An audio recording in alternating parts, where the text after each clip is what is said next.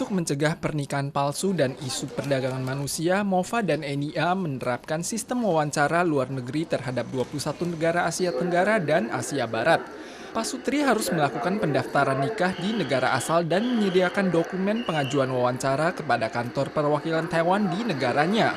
Setelah melalui sejumlah proses, Pasutri harus menghabiskan beberapa bulan hingga 1 tahun baru bisa mendapatkan verifikasi pernikahan dan tiba di Taiwan. Atas pertimbangan masalah HAM, MOFA meluncurkan transformasi sistem wawancara Pasutri asing selama 1 tahun. Bagi yang memiliki masalah dengan pernikahan sah, mereka boleh mendaftar visa 90 hari untuk proses evaluasi atas biaya sendiri. Bapak Wang dan istri asal Vietnam baru mengadakan perjamuan nikah di Vietnam Utara. Namun akibat pandemi, proses wawancaranya harus diundur. Kini istrinya telah melahirkan dan melakukan tes DNA. Namun Bapak Wang tak kunjung memperoleh visa Vietnam. Ibu dan anak juga tak dapat berkunjung ke Taiwan. 小孩子都生了2个月了，然后都不能过去，这样就只能这样啊，也很无助啊，不知道要怎么办呢？他可以排面谈，这个没有问题，是可以排面。但问题说我们的人现在去不了。Biro Urusan Konsuler menyatakan atas pertimbangan dampak pandemi, transformasi sistem wawancara pasutri asing akan tetap dilanjutkan. Legislator menyarankan agar pasutri dapat melakukan wawancara online saat masa pandemi untuk meningkatkan efektivitas verifikasi. Tanggal 27, Institut Kesehatan Umum NTU mengumumkan hasil studi serum antibodi kalangan beresiko tinggi di Changhua. Kabupaten Changhua melakukan uji serum antibodi terhadap 4.841 orang sebelum tanggal 12 Agustus. Hanya 4 diantaranya yang menghasilkan antibodi netral atau potensi terjangkit setinggi 83 per 10.000 orang. 在这样一个最容易感染的族群， 它都只有8.3%。 Institut Kesehatan Umum NTU dan Biro Kesehatan Changhua telah bekerja sama sejak Juni lalu untuk melakukan uji coba serum antibodi terhadap kasus positif, staf medis, dan pihak yang berinteraksi. Ke-18 penderita positif dari bulan Januari hingga April menghasilkan antibodi netral yang berfungsi sebagai pelindung dan masih bertahan dalam 100 hari ini, yang berarti warga dalam komunitas masih relatif aman.